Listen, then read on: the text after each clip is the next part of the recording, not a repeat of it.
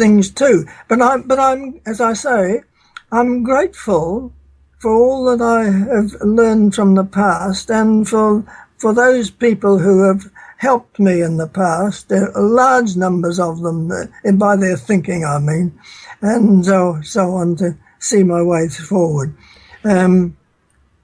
What are you working on now? Are you still writing? I know you mentioned a moment ago you're still lecturing from time to time. I'm not writing. Yes, I'm. Just an hour ago, I was working on a lecture I'm to give in 2 or 3 weeks on our greatest New Zealand painter. You probably haven't heard of him, Colin McCann. I called him the prophet of the religious prophet. What Colin McCann did, among other things, he did more religious paintings than any other painter in New Zealand, though a lot of it, not all of his painting was that kind. But in this lecture, I show how he really interpreted what was going on in the Christian tradition during the 20th century. He himself, in fact, strangely enough, we were about the same age, a few months between us. We went to the same school, but we never knew each other. And our paths were very parallel. But mine was within at the very time he was leaving the Presbyterian Church, I was joining it. And our paths were parallel, and looking for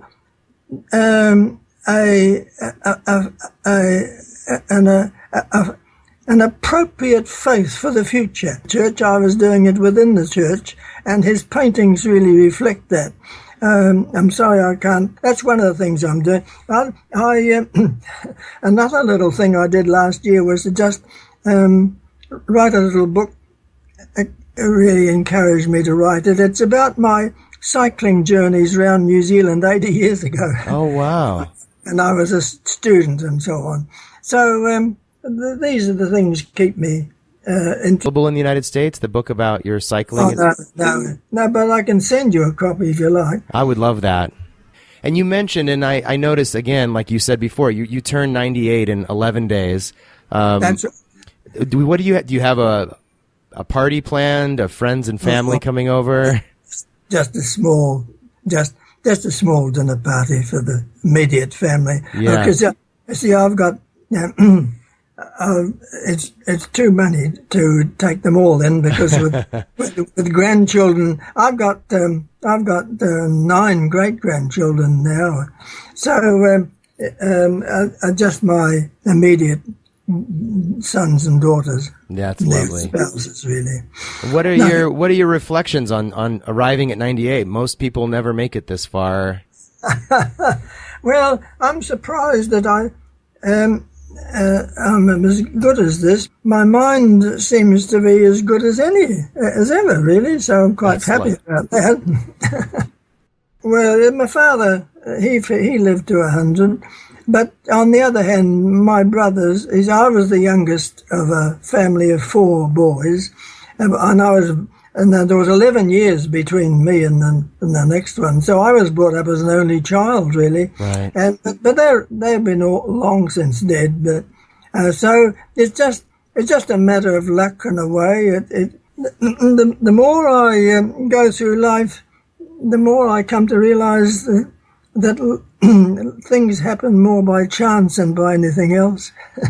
Yes, we are not as in control as we would like to think we are. Oh, that's right. Well, it's been lovely to talk with you, and again, I'm so grateful for the body of work that you've left for those of us who are really grappling with these issues in the contemporary moment. And I wish I could promise that we would use your insights wisely, but the future is unknown, as you said. It's a lot of it is left to chance. But I think I would love for you to be encouraged that there is a growing group of secular post-theist thinkers and activists who are trying to make a better future for everyone. People like Greta Vosper, who you've met, yes, and others like that, who are really standing on your shoulders now, and taking the learning that you have shared and really pressing into the future to create communities of well-being and communities of meaning and worth for our diverse societies. And so thank you from us, and happy birthday to you. It's really a extraordinary thing. Thank you very much indeed. It's been a pleasure to talk to you and talk to someone with a sort of similar views. It's quite encouraging. You see, I don't want to stress the differences between the present and the past, but to see the whole thing as an evolving stream of culture with continuity, drawing from the past, but leaving behind those things that have become redundant or obsolete. And that's, you see, I still go to church. It's a very progressive congregation, I might say, otherwise I wouldn't be in church at all, but it's a progressive congregation, and we do all sorts of new things, and in the end it's right in the centre here of Wellington, the capital, and it's playing a good role in reaching out and helping people to see that we can draw from the past in a very positive way for the future. Well, so thank lovely. you. It's been a great opportunity for me to talk to you like this. So thank you very much for the opportunity. I wish I had plans to come to New Zealand. I've been to Australia a time or two. I've never been yet to New Zealand, and if I get there in the near future, I will certainly look you up, and perhaps we can have tea or Thank something. You. Good. Well, thank you very much. Yes, and have a wonderful birthday, and we'll all the best. Thank you very much, Brian.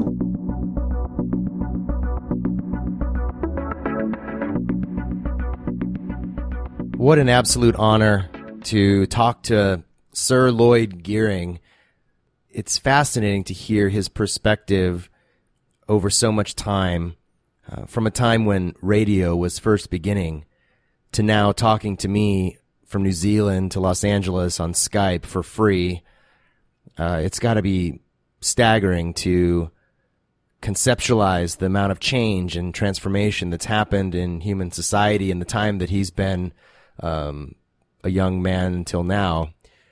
I'm just so grateful for his time and for prioritizing the work that he does, even at this stage of his life, and the sharpness of his mind that even he referred to. And I'm just so grateful for that. If you haven't heard of Lloyd Geering before, which is highly likely if you've been in the United States and involved in conservative religious groups all of your life, there's a good chance you would not have heard of him. You may have heard of John Shelby Spong or Marcus Borg, who are in a similar frame of mind and scholarly work to Dr. Geering, but Dr. Geering was before them even. What strikes me too about this conversation is the one of those things that hits us from time to time, which is that over a reasonably long period of time, say 50 years, it's apparent that things have changed quite dramatically, and that at the same time things haven't changed that much at all. So in 50 years since he faced his heresy trial, we still have within Christian groups, both liberal, like the United Church of Canada, where Greta Vosper serves, and in more conservative traditions, like the Seventh-day Adventist Church, where I used to serve, we still have people facing heresy trials of one kind or another and being expelled or threatened to be expelled from their religious traditions for espousing different views. It's really surprising that this is still going on, and yet in some ways it's not so surprising at all. Traditions move and evolve, but those that move and evolve faster than their tradition, that are out in front, pushing the thing forward, often become enemies of the tradition that they're serving. It reminds me of this quote I posted on Facebook the other day from a brand new book by Susan Jacoby called Strange Gods, A Secular History of Conversion. Susan Jacoby's book just came out on February the 16th. Thankfully, I received a review copy a month or so ago, and I've been working my way through it little by little. And she will be on the Life After God podcast to talk about her new book in a week or two, so stay tuned for that. But meantime, talking to Dr. Geering about heresy and the heresy trial that he faced back in 1967 made me think of this quote that I posted on Facebook, and the relevance across the centuries from the time that Jacoby is writing about in the third and fourth century, the 4th and 5th centuries, to today. The relevance of this idea of heresy has remained. And here's what she says, fairly early on in her book.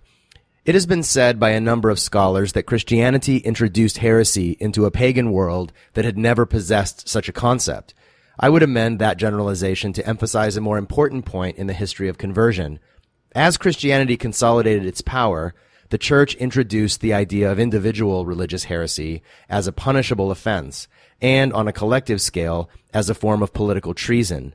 Absent punishment, heresy really has no meaning for heretics, apart from the knowledge that the majority religion rejects their ideas.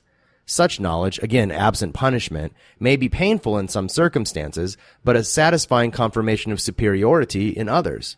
Had Catholic bishops simply pointed fingers and yelled heretic without the support of the state to penalize these nonconformists, we might be reading books filled with pages about the Roman Catholic heresy. What this statement reminds me and emphasizes from then until now is that heresy is nothing more than a departure from the established mainstream norm of whatever religious tradition is in power at the time and enforced by whatever authorities hold that power.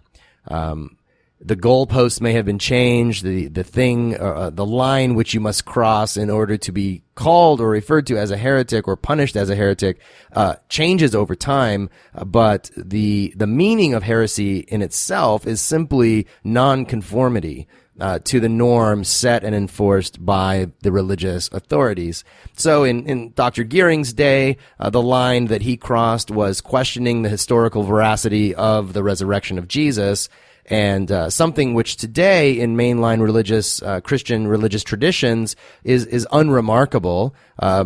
Probably the majority of liberal scholars and ministers today believe that the resurrection of Jesus is a myth, is a story that has perhaps mythic importance, but certainly isn't literally true. Back in the 60s, Dr. Geering was able to be tried for heresy for something like that. And today, people like Greta Vosper hold that view, and it's really unremarkable. On the other hand, if she proposes a type of post-theism, a sense in which her sense that God doesn't exist, a kind of atheism, this now is the line that can be crossed. And the authorities, of course, have changed, and the style of punishment has changed. Today, you might lose your job or be expelled from your tradition, whereas, back in the 4th and 5th century, you might lose your head as opposed to your job. So quite different consequences for heresy, but the concept, again, still remains the same. And it's just fascinating to me how enduring that notion has been. The other thing that really strikes me about my conversation with Dr. Geering is his concept of continuity, and I wanted to take a moment here and say how important I think this is for the work that we're doing around post-theism. One of the predominant themes that you'll notice if you read his book, Reimagining God, is this idea of continuity. When monotheism became the primary way of conceiving of a religious universe, where one God held all things together in a unity, this, according to Dr. Geering, was the thing that enabled us to then think about a universe rather than a polyverse or a polytheistic universe that was not a kind of unity that we understand today, which is different than what physicists are proposing today about a multiverse, completely different different thing. What Geering is saying is that monotheism, in some sense, paved the way for a scientific and philosophical understanding of the universe as holding together as a whole, as a universe, as a single entity with rules and laws that apply across the board.